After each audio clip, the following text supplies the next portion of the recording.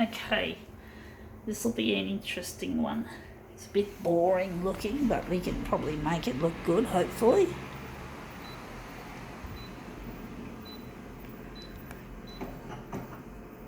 Going at 200 for this one.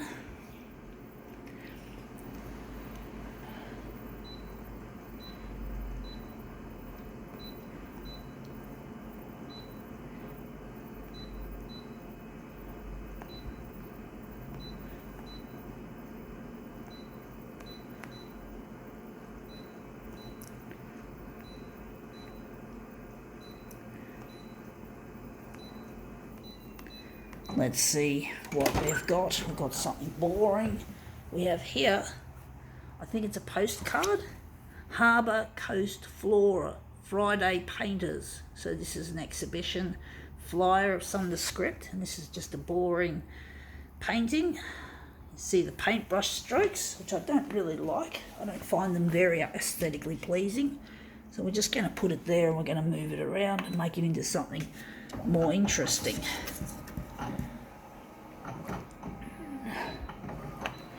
Yeah, I'm not into painting and drawing. My dad would like me to do that instead of this, but sorry, I'm not interested. Painting and drawing is boring. That's what I say.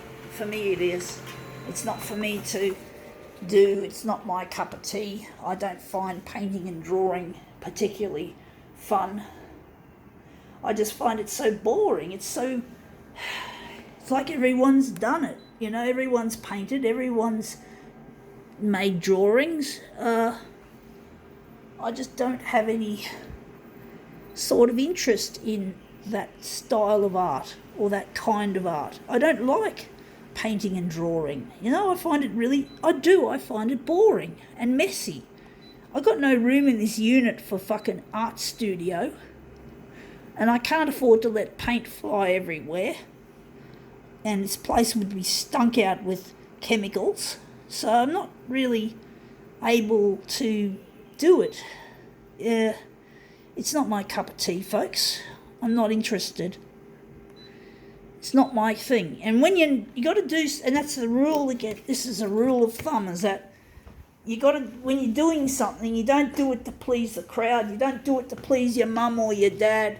You do it because you love it. You do it because it's you, not because it's for someone else's, like your parents or anyone. You shouldn't do things just for other people. That's just wrong. You're not being yourself, and they won't respect you in the long run. So you do things the way you want them done, not what other people. You don't follow the crowd. You don't become a sheeple.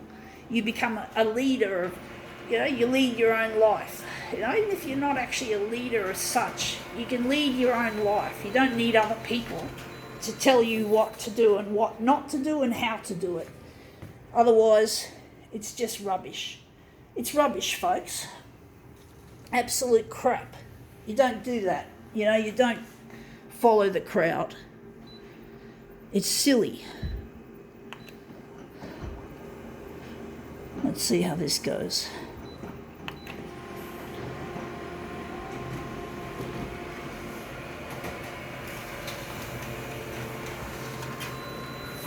You got to do what you love and what you're talented at. Normally the two things will intersect. Both the talent and what you like to do are likely to intersect. Then you can make a life out of what you love. That is challenging, folks, but now I'm going to make this a bit bigger.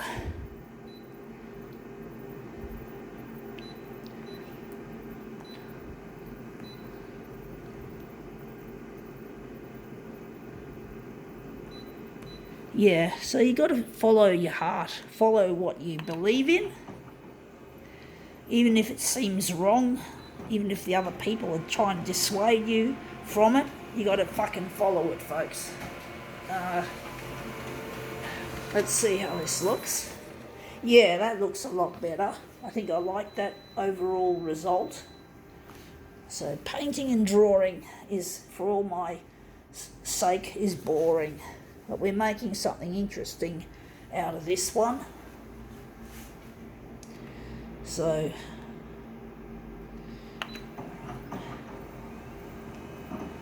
and it's just not my thing, you know. Painting and drawing, I used to draw when I was a kid, and I used to paint, but I never really got into it. Stabilizing image, please wait. It's gone now.